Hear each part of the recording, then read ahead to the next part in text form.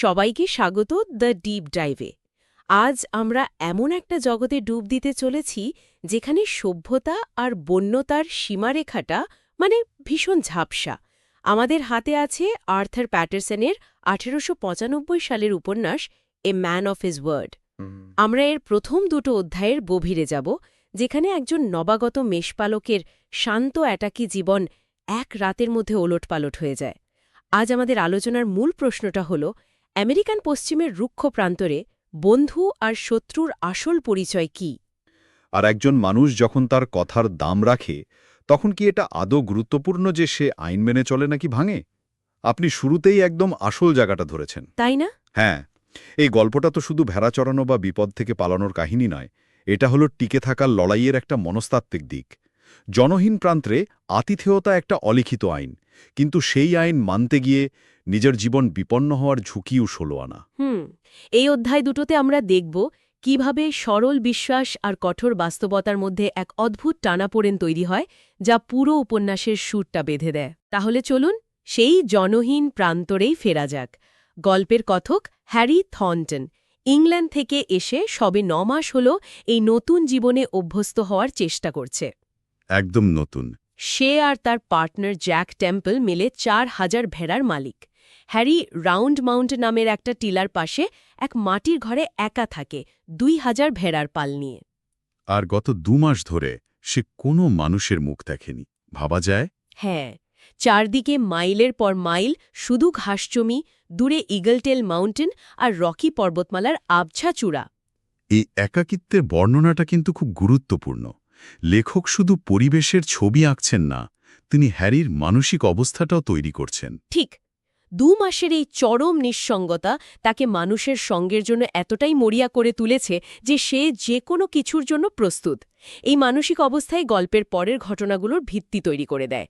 সে বাইরের জগতের জন্য ক্ষুধার্ত, আর এই ক্ষুধাই তাকে পরবর্তীতে একটা বড় ঝুঁকির দিকে ঠেলে দেবে। ঠিক তাই একদিন সন্ধ্যায় সে টিলার ওপর উঠে চারপাশটা দেখছিল, আর তখনই তার চোখে পড়ল দূরে ৩ জন অশ্বারোহী তারই ক্যাম্পের দিকে এগিয়ে আসছে। ২ মাস পর মানুষ দেখার সম্ভাবনায় ওর তো প্রায় খুশিতে লাফানোর জোগাড়। হ্যাঁ, প্রথমে তো সে ওয়েস্টার্ন কায়দায় রিভলভার হাতে নিয়ে এগিয়ে যেতে চেয়েছিল, কিন্তু পরক্ষণই ভাবল, আরে না, ও তো আর কবয় মুভির হিরো নয়। হা হা। এই কাজ করলে হয়তো উত্তরের গুলি খেতে হবে। এই ছোট্ট দ্বিধাটাই দেখিয়ে দেয় যে সে এই জগতে কতটা নতুন। সে নিয়মকানুন শিখছে, কিন্তু এখনও পুরোপুরি রপ্ত করতে পারেনি। তবে আসল নাটকটা শুরু হয় যখন লোকগুলো কাছে আসে। হ্যাঁ, হ্যারির উত্তেজনাটা তখন এক ধাক্কায় কৌতূহল আর সংশয়ে পরিণত হয়। হ্যাঁ, কারণ তাদের চেহারা আর অবস্থা ছিল একেবারেই অদ্ভুত। ৩ জনের কারোরই মাথায় টুপি নেই, পায়ে বুট নেই, এমনকি ঘোড়ার পিছে জিন পর্যন্ত নেই। ভাবা যায়। শুধু দড়ি দিয়ে বানানো লাগাম। আর সবচেয়ে যা অবাক করার মতো তা হল সামনের লোকটার খালি পায়ে রক্তের দাগ। আচ্ছা। এটা দেখে হ্যারির মনে খটকা লাগে। এরা কারা? কোনো সাধারণ পথিক তো টোচনয়া নয়। একদমই নয়। এই দৃশ্যটা বিপদ আর ডেসপারেশনের একটা জীবন্ত ছবি। ওয়েস্টার্ন জনরায় টুপি, বুট, জিন এগুলো তো শুধু পোশাক নয়, এগুলো হলো পরিচয়। পরিচয় আর মর্যাদার প্রতীক। একদম। এগুলো ছাড়া একজন রাইডারকে দেখা মানে হলো সে তার সব কিছু হারিয়েছে। তাদের নেতা কালো দাড়িওয়ালা লোকটা হ্যারির সাথে যে ব্যবহারটা করে সেটাও খুব অদ্ভুত। সে সরাসরি জিজ্ঞেস করে স্টকটন কতদূর। যখন জানতে পারে ১০ মাইল, তখন তার হতাশা স্পষ্ট বোঝা যায়। সে হ্যারির রাত কাটানোর প্রস্তাব ফিরিয়ে দিয়ে চলে যেতে চায়। প্রান্তরের নিয়ম অনুযায়ী এটা তো প্রায় অসম্ভব একটা ব্যাপার। ঠিক। আমার তো এটাই সবচেয়ে অবাক লেগেছে। একজন বিপদগ্রস্ত মানুষ সাহায্য প্রত্যাখ্যান করছে। হ্যারিও হয়তো এটাই ভেবেছিল, তাই সে তাদের থামিয়ে আবার অনুরোধ করে। সে খুব সততার সাথে বলে, দেখুন, আমার কাছে ভালো কিছু নেই, বেকন, বিনস আর শুবার জন্য কম্বল, কিন্তু যা আছে তাতেই আপনাদের স্বাগত। আর এই আন্তরিকতায় যেন বরফ গলে। হ্যাঁ, লোকটা কিছুক্ষণ হ্যারির চোখের দিকে তাকিয়ে বলে, আমার মনে হচ্ছে আপনার প্রস্তাবটা সৎ। তারপর তারা থাকতে রাজি হয়। এখানে হ্যারির সরলতা আর সাহসের একটা মিশ্রণ দেখা যায়। সে বিপদের চিহ্নগুলো দেখতে পাচ্ছে, কিন্তু পাত্তা দিচ্ছে না। ঠিক। তার ২ মাসের একাকিত্ব আর মানবিকতা তাকে ঝুঁকিটা নিতে বাধ্য করছে। আর আগন্তুকদের নেতা, সেও কিন্তু একটা ঝুঁকি নিচ্ছে। আচ্ছা, একজন অপরিচিতের আস্তানায় নিরস্ত্র অবস্থায় রাত কাটানোটাও কম বিপজ্জনক নয়। এটাই হলো কোড অফ দ্য ওয়েস্টের এক অদ্ভুত উদাহরণ। এখানে টিকে থাকার জন্য একে অপরকে বিশ্বাস করতে হয়, যদিও সেই বিশ্বাসই হয়তো মৃত্যুর কারণও হতে পারে। ক্যাম্পে আসার পর আগুনের পাশে বসে হ্যারি যখন তাদের এই অবস্থার কারণ জানতে চায়, তখন এক ভয়ঙ্কর সত্যি সামনে আসে। হ্যাঁ, কালো দাড়িওয়ালা লোকটা জানায় যে তারা অ্যাপাচি ইন্ডিয়ানদের হাতে পড়েছিল। আর সেই গল্পটা ছিল শিউরে ওঠার মতো। লোকটা জানায় তারা চিকিরিকা নদীর কাছে একটু জিরিয়ে নেওয়ার জন্য থেমেছিল। যখন ঘুম ভাঙে, তখন দেখে প্রায় 50 জন অ্যাপাচি যোদ্ধা নিঃশব্দে তাদের ঘিরে ফেলেছে। পালানোর কোনো পথই ছিল না। এই বর্ণনার মধ্যে দিয়ে লেখক সেই সময়ের একটা নির্মম বাস্তবতা তুলে ধরছেন। আর সবচেয়ে ভয়ঙ্কর ছিল তাদের সঙ্গী টম নামের এক কাউবয়ের পরিণতি। অ্যাপাচিরা টমকে জীবন্ত অবস্থায় ধিমি আগুনে পুড়িয়ে মারে। আর বাকিদের বেঁধে রেখে সেই দৃশ্য দেখতে বাধ্য করে। লোকটা যখন ঘটনাটা বলছিল তার গলার স্বর কাঁপছিল। সে আনমনেই বলে ওঠে, বেচারা টম। এই একটা কথাতেই তাদের অসহায়ত্ব আর আতঙ্কটা ফুটে ওঠে। হ্যাঁ, এবং এই গল্পটা দুটো কাজ করে। প্রথমত, এটা তাদের দুর্দশার একটা বিশ্বাসযোগ্য কারণ দেখায়। দ্বিতীয়ত, এটা গল্পের মধ্যে একটা মারাত্মক বিপদের আবহ তৈরি করে। অ্যাপাচিডের রেড ডেভিল বা লাল শয়তান হিসাবে উল্লেখ করাটা ঊনবিংশ শতাব্দীর ঔপনিবেশিক দৃষ্টিভঙ্গির একটা সরাসরি প্রতিফলন। আচ্ছা, সে সময়ের সাহিত্যে নেটিভ আমেরিকানদের প্রায়শই এভাবে একপেশেভাবে চিত্রিত করা হতো। এটা লেখকের ব্যক্তিগত বিশ্বাস নাকি সেই সময় সামাজিক মনোভাবের প্রতিফলন, তা নিয়ে ভাবা যেতে পারে। কিন্তু এটা পরিষ্কার যে গল্পে অ্যাপাচিরা এখানে প্রকৃতির মতোই এক নির্মম, অপ্রতিরোধ্য শক্তি হিসেবে আবির্ভূত হয়েছে। লোকটা আরও জানায় যে তারা অ্যাপাচিদের অসাবধানতার সুযোগে কাঁচা চামড়ার বাঁধন কেটে কোনো মতে পালিয়ে এসেছে, কিন্তু তারা জানে যে অ্যাপাচিরা হয়তো তাদের পিছু ছাড়বে না। এই ভয়ঙ্কর গল্পের পর রাতের খাবারের পরিবেশটা নিশ্চয়ই খুব থমথমে ছিল।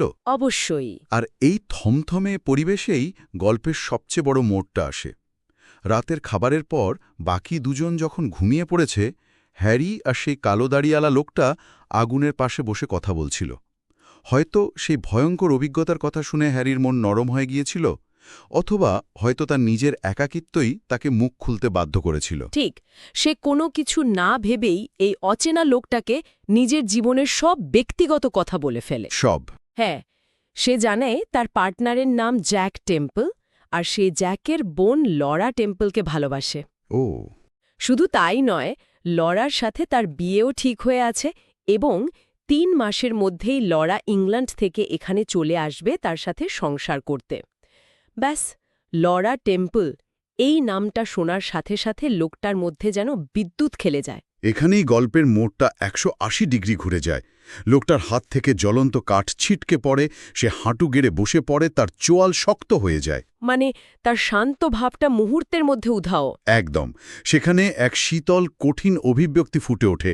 সে প্রায় ফিসফিস করে জিজ্ঞাসা করে, এই জ্যাক টেম্পল কি ইগলটেল র্যাঞ্চের মালিক, আপনার পার্টনার? হ্যারি হ্যাঁ বলতেই লোকটা জানায় যে সে জন্মসূত্রে একজন ইংরেজ এবং টেম্পল পরিবারকে সে চেনে। ভাবুন একবার হ্যারির অবস্থা। একজন আমেরিকান প্রান্তরের মাঝে এক রহস্যময় আগন্তুকের মুখে সে তার ভালোবাসার মানুষের পরিবারের নাম শুনছে। ইচ্ছে অদ্ভুতর্থী হতে পারে। এই ঘটনার পর লোকটা আর এক মুহূর্ত দেরি করে না, সে তার সঙ্গীদের ডেকে তোলে আর যাওয়ার জন্য প্রস্তুত হয়। আচ্ছা। যাওয়ার আগে সে হ্যারিকে তার আতিথেয়তার জন্য ধন্যবাদ জানায় এবং বলে, আমি এই ঋণ শোধ করব। এই কথাটা খুব গুরুত্বপূর্ণ। তার গলার স্বরে এমন একটা গাম্ভীর্য ছিল যা হ্যারির শির দ্বারা দিয়ে একটা ঠান্ডা স্রোত বইয়ে দেয়। ঋণ শোধ করব, এটা শুধু একটা ভদ্রতা নয়, এটা একটা প্রতিজ্ঞা। আর ওয়েস্টার্ন গল্পে এই ধরনের প্রতিজ্ঞার ওজন অনেক বেশি। কিন্তু সে শুধু এই বলেই থেমে থাকে না, সে হ্যারিকে একটা ভয়ঙ্কর সতর্ক বার্তাও দিয়ে যায়। হ্যাঁ, সে হ্যারির হাত শক্ত করে ধরে বলে, যদি অ্যাপাচিরা আসে তবে ধরা পড়ার আগে নিজের ছুরিটা ব্যবহার করো। মনে রেখো বেচারা টমের কথা। ও বাবা! এই বলে তারা রাতের অন্ধকারে মিলিয়ে যায়। হ্যারি একা বসে ভাবতে থাকে, সে এক রাতের মধ্যে এমন একজনকে নিজের জীবনের সবচেয়ে গোপন কথা বলে দিয়েছে যার নামটাও সে জানে না। এ শতৈক বারো গল্পের উত্তেজনাকে চরমে পৌঁছে দেয়। এটা আর কোনো সম্ভাব্য বিপদ নয়, এটা এখন একটা আসন্ন আতঙ্ক। আর এই আতঙ্কের মধ্যেই হ্যারি ঘুমাতে যায়। কিন্তু সেই ঘুম বেশিক্ষণ টেকে না। ঠিক 1 ঘণ্টা পর এক অদ্ভুত শব্দে তার ঘুম ভেঙে যায়। সে প্রথমে পশ্চিম দিক থেকে একটা নেকড়ের ডাক শোনে, কিন্তু পরক্ষণেই পূর্ব দিক থেকে, মানে ঠিক উল্টো দিক থেকে। হ্যাঁ, ঠিক উল্টো দিক থেকে সেই ডাকের উত্তর আসে। হ্যারি এই কয়েক মাসে প্রান্তরের কিছু নিয়মকানুন শিখেছে। সে সঙ্গে সঙ্গে বুঝে যায় এরা নেকড়ে নয়, এরা অ্যাপাচি স্কাউট, তারা সংকেত দিচ্ছে। ভয়ে তার পুরো শরীর জমে যায়। আর তখনই সে বুঝতে পারে তার ক্যাবিনের ভেতরে কেউ ঢুকেছে। সে যখন ছুরি হাতে লাফিয়ে ওঠে কিছু একটা করার জন্য, তখন একটা শান্ত পরিচিত কণ্ঠ তাকে থামিয়ে দেয়। শান্ত হও, আমি অ্যাপাচি নই। এটা ছিল সেই কালো দাড়িওয়ালা আগন্তুক। সে ফিরে এসেছে। কারণ সে তার প্রতিজ্ঞা ভোলেনি, সে হ্যারিকে বাঁচাতে এসেছে। লোকটা জানায় যে অ্যাপাচিরা ক্যাম্প ঘিরে ফেলেছে এবং 1 ঘন্টার মধ্যেই সবকিছু পুড়িয়ে দেবে। তাকে এখনই পালাতে হবে। কিন্তু এখানেই হ্যারির চরিত্রের আর একটা দিক আমরা দেখতে পাই। কি? সে তার ভেড়াগুলোকে ছেড়ে যেতে অস্বীকার করে। সে বলে, আমি আমার ভেড়া অ্যাপাচিদের হাতে মরতে দেব না। এটা কি সাহস নাকি বোকামি বোঝা মুশকিল। এটা আসলে তার দায়িত্ববোধ। সে একজন মেষপালক। তার কাছে ভেড়াগুলো শুধু সম্পত্তি নয়, তার দায়িত্ব। আগন্তুক প্রথমে তার এই জেদ দেখে অবাক হয়, কিছুটা বিরক্তও হয়। কিন্তু শেষ পর্যন্ত হ্যারির এই অদ্ভুত সাহসের কাছে সে হার মানে এবং তাকে সাহায্য করতে রাজি হয়। তার মানে সে তার কথার দাম রাখল। একদম। তার ফিরে আসাটা প্রমাণ করে যে সে তার কথার দাম রাখে। সে বলেছিল ঋণ শোধ করবে, আর সে সেটাই করতে এসেছে।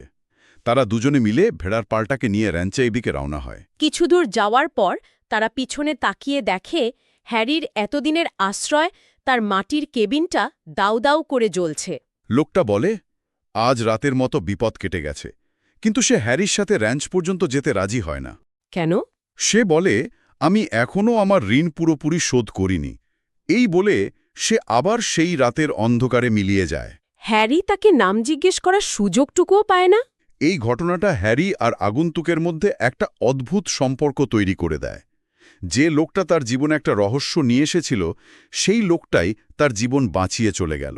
পরের দিন সকালে হ্যারি যখন তার পার্টনার জ্যাককে সব ঘটনা বলে, জ্যাকের প্রতিক্রিয়াটা হয় দেখার মতো। কিরকম? হ্যাঁ, জ্যাক, যে কিনা একজন পোড় খাওয়া ওয়েস্টার্নার, সে পুরো ঘটনাটা শুনে হেসেই উড়িয়ে দেয়। আচ্ছা। সে বলে, আরে তুমি তো তাহলে পশ্চিমের আসল স্বাদ পেলে, বেঁচে যে ফিরেছ এটাই অনেক। তার কাছে এটা কোনো বড় ঘটনাই নয়। যা হ্যারির কাছে ছিল এক জীবন মরণ অভিজ্ঞতা, জ্যাকের কাছে তা একটা সাধারণ ঘটনা। ঠিক। জ্যাকের এই প্রতিক্রিয়াটা তখনকার জীবনের কঠোর বাস্তবতাকে তুলে ধরে। বিপদ এখানে জীবনেরই একটা অংশ। যাই হোক, এই ঘটনার পর প্রায় 4 সপ্তাহ কেটে যায়। হ্যারি প্রায় সেই রাতের কথা ভুলতে বসেছে। আর ঠিক তখনই গল্পের শেষ এবং সবচেয়ে বড় টুইস্টটা আসে। হ্যারি তার একটা হারানো ঘোড়া খুঁজতে খুঁজতে একটা ক্যানিয়নের ভেতরে ঢুকে পড়ে। সেখানে গিয়ে দেখে প্রায় 1 ডজন লোক ক্যাম্পফায়ারের চারপাশে বসে আছে, আর তাদের নেতাকে সেই রাতের রহস্যময় আগন্তুক। একদম। এবার আর তার চেহারায় কোনো ডেসপেরেশন নেই। সে হ্যারিকে একজন পুরনো বন্ধুর মতো আন্তরিকভাবে স্বাগত জানায়। এবারের পরিবেশটা সম্পূর্ণ ভিন্ন। কোনো আতঙ্ক নেই, তাড়াহুড়ো নেই। তারা হ্যারিকে রাতের খাবার অফার করে। সেখানে বসে আড্ডা দেওয়ার সময় ঘোড়া চুরির কথা ওঠে। হ্যারি জানতে পারে যে ডেমস্টার নামের এক কৃপণ লোকের অনেকগুলো ঘোড়া সম্প্রতি চুরি হয়েছে। আর হ্যারি, যে ডেমস্টারকে চেনে এবং তার কৃপণতার জন্য তাকে ঘৃণা করে, সে বলে বসে যে ডেমস্টারের এটা প্রাপ্য। কি বলে? সে একটা পুরনো ঘটনা বলে যেখানে ডেমস্টারের এক প্রতিবেশীর বাচ্চা অসুস্থ হয়ে পড়লে সে ডাক্তার ডাকার জন্য তার দ্রুতগামী ঘোড়াটা ধার দিতে অস্বীকার করেছিল। হ্যারি আবেগের সাথে বলে, যারা ওর ঘোড়া চুরি করেছে তারা হয়তো আইন ভেঙেছে, কিন্তু ডেমস্টারের মতো লোকের শাস্তি হওয়া উচিত ছিল। আর ঠিক এই মুহূর্তে চূড়ান্ত সত্যটা প্রকাশ পায়। হ্যারি যখন চোরদের কাজের একরকম প্রশংসাই করছিল, সে খেয়াল করে যে ক্যাম্পের বাকি সবাই কেমন যেন অদ্ভুতভাবে চুপ করে তার দিকে তাকিয়ে আছে। কি অস্বস্তিকর একটা মুহূর্ত। তখন তার বন্ধু, সেই কালো দাড়িওয়ালা লোকটি, শান্তভাবে মৃদু হেসে বলে, তবে যারা চুরি করেছে তাদের ধন্যবাদ দেওয়ার কিছু নেই। আর তখনই হ্যারির মাথায় যেন বাজ পড়ে। সে বুঝতে পারে সে অজান্তেই ঘোড়া চোরদের দলের সামনে বসে তাদেরই কাজের প্রশংসা করছে। আর তার জীবন বাঁচানো সেই রহস্যময় ব্যক্তিটি এই দলের নেতা। ওয়াও! কি অসাধারণ একটা মুহূর্ত। পুরো গল্পের প্রেক্ষাপটটাই এক মুহূর্তে বদলে গেল। ঠিক। তাহলে দেখা যাচ্ছে আর্থার প্যাটারসনের এই উপন্যাসের শুরুটা কতটা নাটকীয় আর স্তরযুক্ত। একজন সরল নবাগত মেষপালক, একদল রহস্যময় আগন্তুক, অ্যাপাচিদের আক্রমণ, আর শেষে এমন এক সত্যের উন্মোচন যা বন্ধু, শত্রু, নায়ক, খলনায়ক সব ধারণাকে প্রশ্নের মুখে ফেলে দেয়। একদম। আর এখানেই আমরা আমাদের শুরুর প্রশ্নে ফিরে আসি। তাহলে আমেরিকান পশ্চিমের প্রেক্ষাপটে ন্যায় অন্যায় বা ভালো মন্দের সংজ্ঞাটা কি? যে ব্যক্তি হ্যারির জীবন বাঁচানোর জন্য নিজের জীবন বাজি রাখে, সেই আবার একজন ঘোড়াচোর। তাহলে তাকে আমরা কি বলবো? উপন্যাসের শিরোনাম a man of his word বা কথার মানুষ, এই তকমাটা কার প্রাপ্য? হ্যারি, যে তার ভেড়ার প্রতি দায়িত্ব পালন করতে গিয়ে জীবন বিপন্ন করে, নাকি সেই রহস্যময় আগন্তুক যে আইন ভাঙে কিন্তু নিজের দেওয়া কথা বা ঋণ শোধ করার প্রতিজ্ঞা অক্ষরে অক্ষরে পালন করে? এই প্রশ্নগুলোই গল্পটাকে একটা সাধারণ অ্যাডভেঞ্চার কাহিনীর থেকে অনেক উঁচুতে নিয়ে যায়, সত্যিই তাই। উদ্দেশ্যের উপর বেশি নির্ভর করে। অথবা হয়তো সেই বন্যপ্রান্তরে টিকে থাকার জন্য ভালো আর মন্দের বিভেদটাকেই ভুলে যেতে হতো। এই প্রশ্নগুলো নিয়েই আমরা আজকের মতো শেষ করছি। এই রহস্যময় আগন্তুক আর হ্যারির ভবিষ্যৎ কোন দিকে যাবে তা জানতে হলে হয়তো পুরো উপন্যাসটাই পড়তে হবে।